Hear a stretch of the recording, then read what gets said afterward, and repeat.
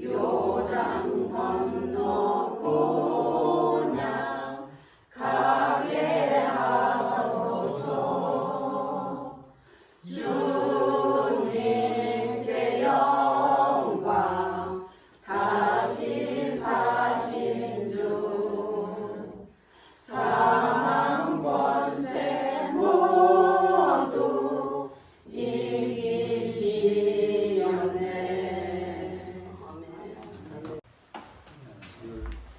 부활 신앙을 가진 자의 삶이라는 제목을 가지고 함께 은혜를 나누겠습니다.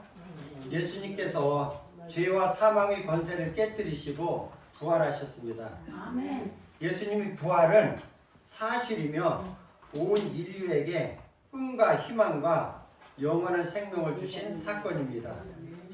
누구든지 예수님을 믿기만 하면 죄와 절망에서 자유함을 얻고 영생의 축복을 받습니다. 예수님을 믿는 사람들은 부활의 신앙을 갖고 있기 때문에 죽음도 두려워하지 않는 것입니다. 믿음의 선조들은 환난과 핍박이 다가와도 이 부활 신앙을 가지고 모든 어려움을 이겨냈습니다. 이 부활절 아침에 예수님의 부활을 살펴보면서 우리는 어떻게 살아야 할지를 생각해 보기로 하겠습니다. 첫 번째, 예수님은 부활하셨습니다. 아멘. 아멘.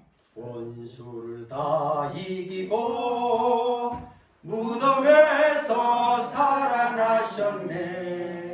후렴에 보면 아멘. 사셨네 사셨네 예수 다시 사셨네.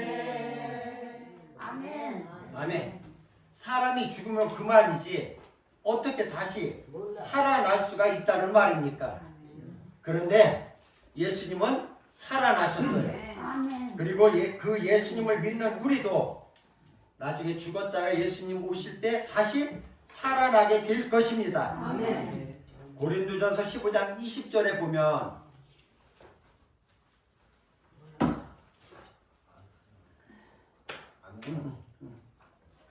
그리스도께서 죽은 자 가운데서 다시 살아나사 잠자는 자들이 첫 열매가 되셨도다. 예수님께서는 내가 십자가에 죽을 것이다. 하지만 죽은 지 3일 만에 살아날 것이라고 말씀하신 그대로 3일 만에 다시 살아나셨습니다. 제일 먼저 예수님의 부활을 목격한 사람은 막달라 마리아와 다른 여인들이었습니다. 예수님의 시신에 향유를 발라드리려고 무덤에 찾아갔는데 무덤은 열려 있었고, 이스라엘은 돌무덤이라고 그랬죠. 그 닫혀있던 돌무덤이 열려 있었고 예수님이 시신이 보이지 않아서 놀라서 어리둥절해 있는데 천사가 나타나 말을 합니다. 마가복음 16장 8절에 천사가 나타나서 말하기를 놀라지 말라. 너희가 십자가에 못 박히신 나사렛 예수를 찾는구나. 그가 살아나셨소 여기 계시지 아니하니라. 보라 그를 두었던 곳이니라. 사실 죽은 사람이 다시 살아났다는 것은 쉽게 믿을 사람이 없습니다. 본문의 여인들이나 그 여인들에게 그 소식을 들은 예수님의 제자들도 믿지를 못했습니다. 부활하신 예수님을 보고도 믿지 못해서 도마는 예수님의 옆구리에 손을 넣어 보았습니다. 그러나 믿든 안 믿든지 간에 여러분들 중에서도 마찬가지예요. 예수님이 부활을 믿든 안 믿든 예수님이 다시 살아나신 것은 사실인 줄 믿으시기 바랍니다. 우리는 다 부활하신 예수님을 확실하게 믿고 그 부활신앙, 살아있는 신앙을 가지고 하나님을 아름답게 섬기는 귀한 종들이 다 되기를 바랍니다. 두 번째는 부활신앙을 가진 사람은 어떻게 변할까요? 절망이 희망으로 바뀌게 되고 부정적인 생각이 긍정적인 생각으로 바뀌게 됩니다.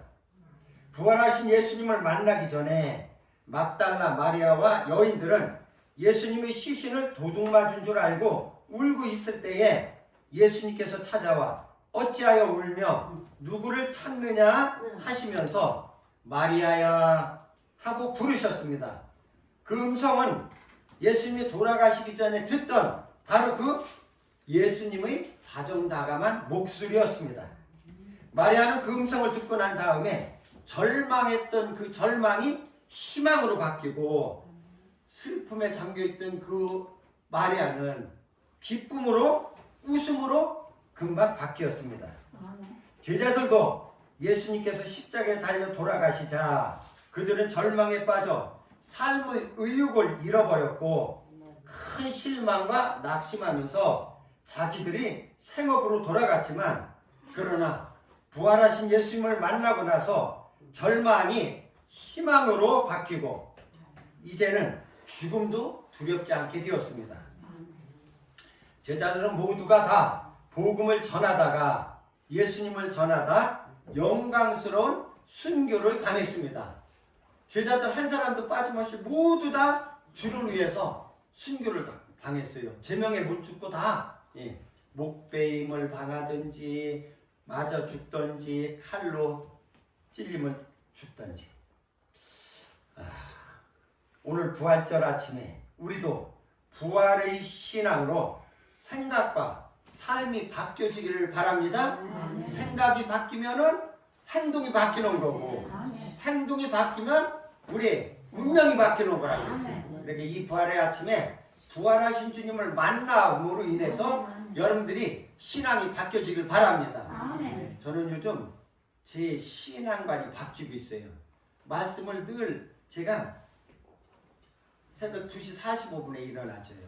하나님 그렇게 깨워줘 이제. 그러면 그 들어넣어서 그 말씀을 듣고 3시 반에 딱 여기에 나오고 싶어. 나오면 그때부터 또 낮에도 뭐 일하든지 하면 늘 제가 말씀을 읽고 말씀을 묵상하거든요.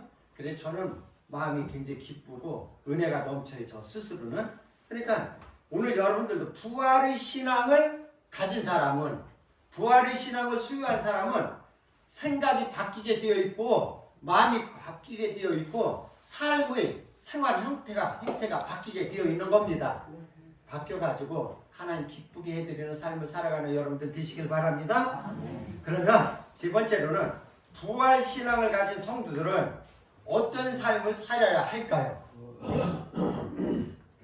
지금까지는 죽은 신앙, 죽은 믿음을 가지고 살았다면 오늘 부활절을 맞이해서 이제 우리는 부활 신앙을 가지면은 삶이 바뀌게 돼 있어요. 첫 번째, 기쁘게 살아야 합니다. 예수님이 AD 그렇게 서기 64년이라면 예수님이 돌아가신 후에 한 30년 후에입니다. 로마 감옥에 갇혀 언제 죽을지 모르는 바울은 빌립보 교인들에게 편지를 쓰는데 빌립보서 4장 4절에 보면 주 안에서 항상 기뻐하라. 내가 다시 말하노니 기뻐하라. 4장 6절에는 다시 아무것도 염려하지 말고 다만 모든 일에 기도와 간구로 너희 구할 것을 감사함으로 하나님께 아뢰라. 사도 바울은 부활 신앙을 가졌기 때문에 죽음을 앞에 두고도 이런 편지를 쓸 수 있었던 것입니다.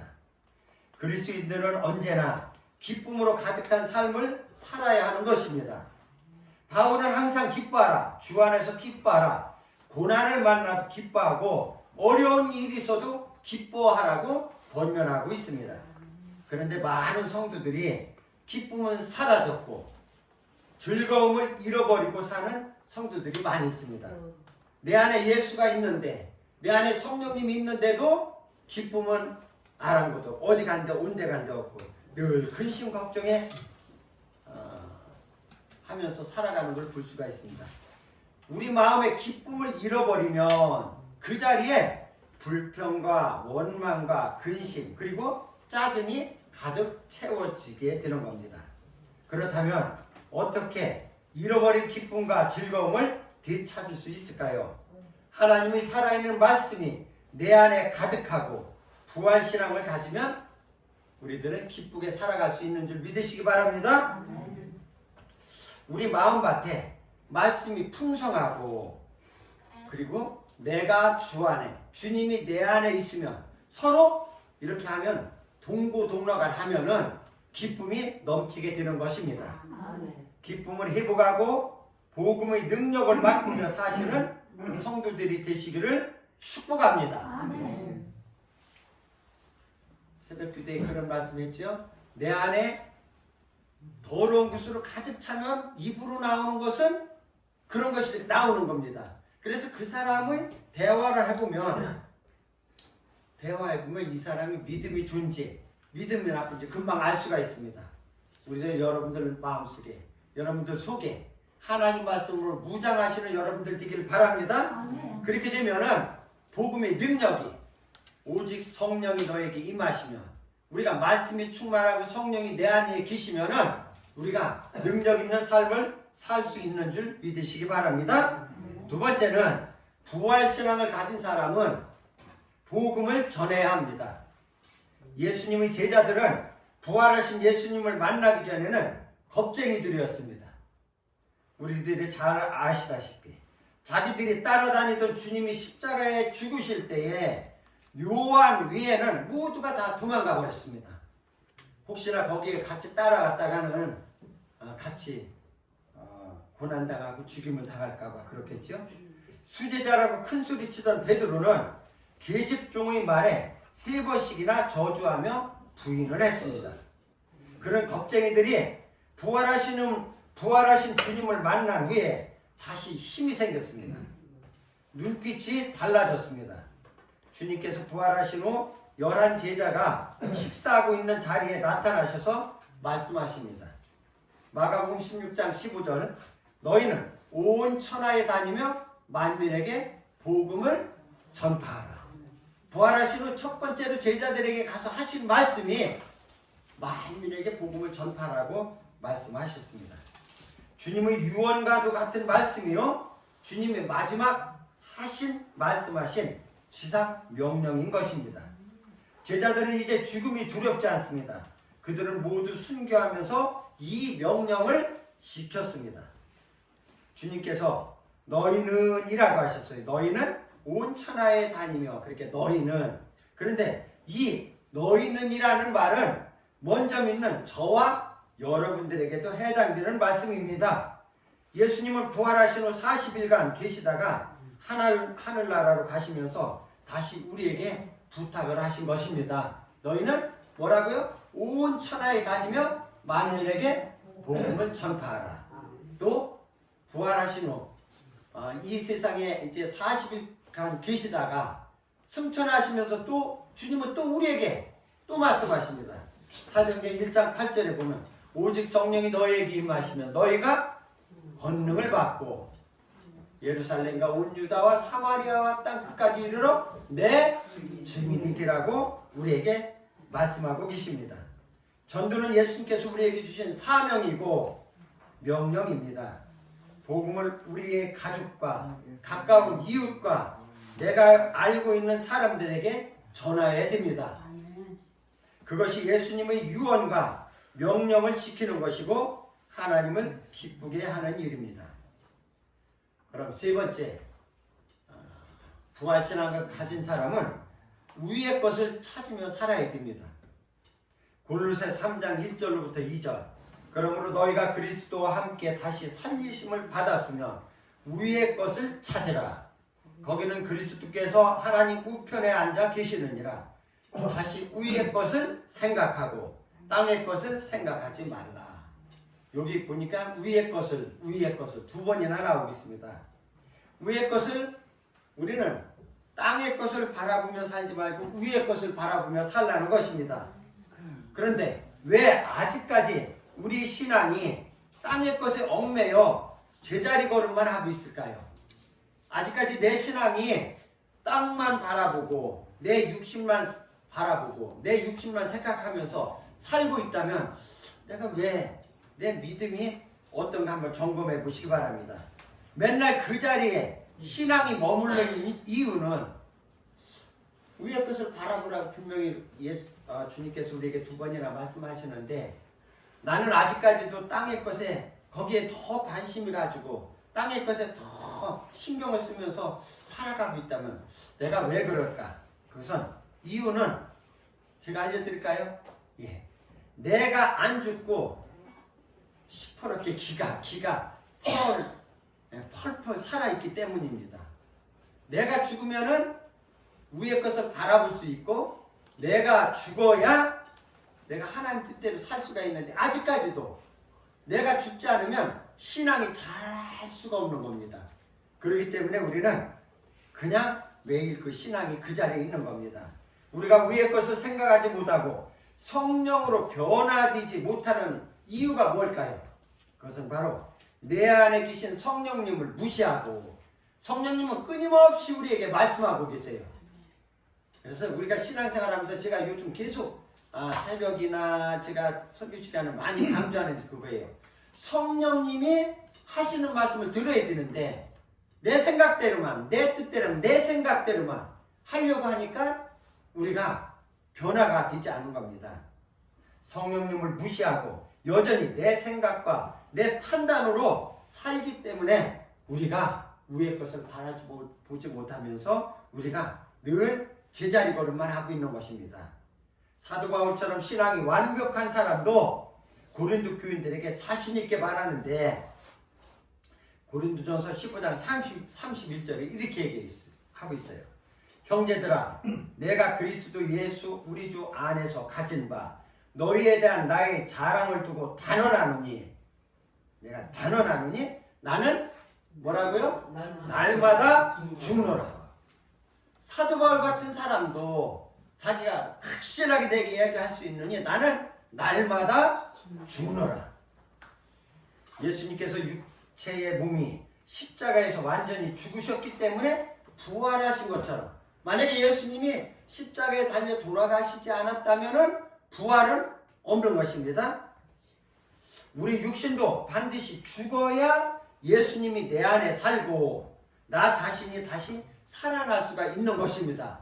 내가 살아있으면 내 성질이 살아있으면 내 모든 것이 살아있으면 우리는 다시 살아날 수가 죽었다가 살아날 수가 없는 것입니다. 죽어야 변화되고 죽어야 겸손하게 섬길 수도 있고 죽어야 복음의 열정이 살아나는 것입니다. 갈라디아 2장 20절에 이렇게 말씀합니다.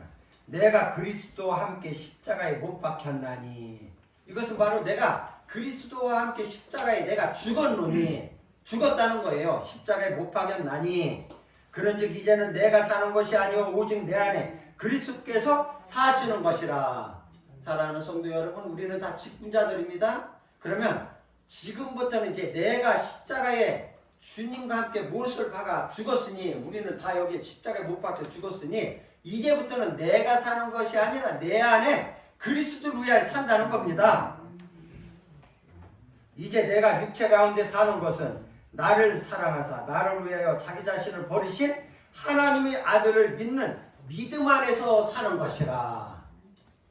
우리는 이제 부활의 이 아침에 내 마음대로 살지 않고 내 뜻대로 살지 않고 하나님 원하시는 방향대로 이제는 내가 그리스도를 위하여 사시는 여러분들 되시기를 바랍니다. 아멘. 예수님의 십자가 죽음이 없었다면, 아니 죽지 않으셨다면 부활은 절대 일어나지 않습니다.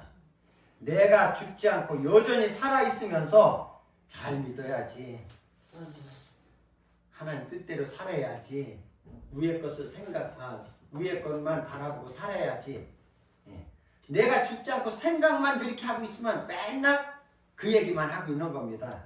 결국 땅의 것에 만족하다가 사망과 멸망으로 끌려가는 불쌍한 인생이 되는 것이기 때문에 우리는 생각을 바꾸고 이제부터 내가 주님을 위해서 살아가는 이러한 결단을 하는 여러분들 되시기 바랍니다. 아멘. 요한복음 12장 24절에 여러분들 잘 아는 말씀이죠. 내가 진실로 진실로 너희에게 이르노니, 다 함께 시작. 진실로 진실로 너희에게 이르노니 하나님 이 땅에 떨어져 죽지 아니하면 하나님 그대로 있고 죽으면 많은 열매를 맺느니라. 아멘. 우리가 파종하는 씨앗도 이렇게 뿌리고 나서 흙을 덮으면 그게 썩어져서 죽어져야 거기에서 싹이 나서 그것이 많은 우리가 원하는 열매를 맺을 수가 있는 거거든요. 그러니까 이런 조그만 이런 채소도 어떤 나무도 그 씨앗이 죽어져야 죽는가는 썩어요. 그 씨가 완전히 문드러지면은 거기서 싹이 나오듯이 내가 죽어야 내 안에서 그리스도가 살아있고 나를 통해서 하나님이 큰 열매를 거둘 수 있는 좋은 나무가 될 수 있는 줄 믿으시기 바랍니다.